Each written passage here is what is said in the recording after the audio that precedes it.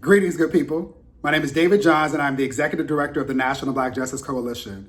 And there is some news that you might not have heard about that is worth celebrating. Today, the Supreme Court of the United States rendered a decision affecting Title VII, a particularly important piece of legislation that is designed to provide protections with regard to employment. The ability for you and I to be able to show up at work as we are, loving and loved by who we're loved by, without the ability to be discriminated against. But the sad reality is that before today, it was legal to discriminate against people with regard to employment based on actual or perceived sexual identity, gender, or rotational expression. To be clear, my parents are from Austin, Texas. What that means is that before today's Supreme Court decision, if I put a picture of the partner that I'm still trying to manifest on my desk, I could have been fired. If an employer didn't like my gender presentation, or if I didn't show up performing in the ways that they expect me to perform as a cisgendered man, then I could be fired. And what we know and what the Supreme Court affirmed today is that all of us should be protected. We should not be discriminated against or prohibited from the ability to earn a living simply because of who we are and how we show up in the world.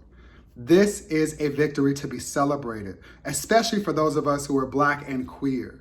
What we know is that all too often Black queer people, Black queer women, Black trans women in particular, are locked out of economic opportunities, the opportunities that we need in order to fully participate in our democratic society.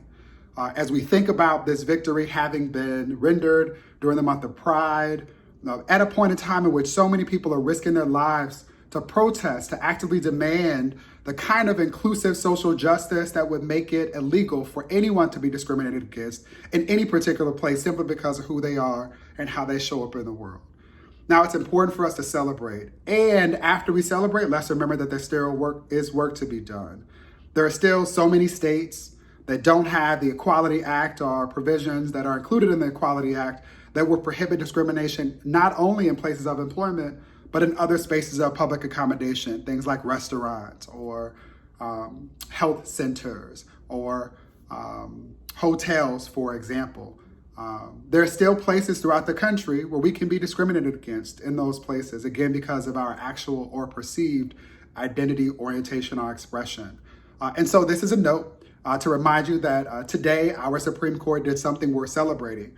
And a beseechment, a plea for you to call your federal elected officials and ask them to pass the Equality Act so that there are clear and consistent federal protections for all of us. All citizens should have access to the same fundamental rights and should not be discriminated against because of who we are, how we show up in the world, or because of how we love. What should matter is that we are loved. And today's Supreme Court decision is a manifestation of love, a radical kind of love that will allow us all to get to what Congressman John Lewis continues to talk about as the beloved community. For more information about what happened today about Title VII or the Supreme Court decision, visit nbjc.org and be sure to follow us across our digital platforms at NBJC on the Move. To be continued. The fight endures.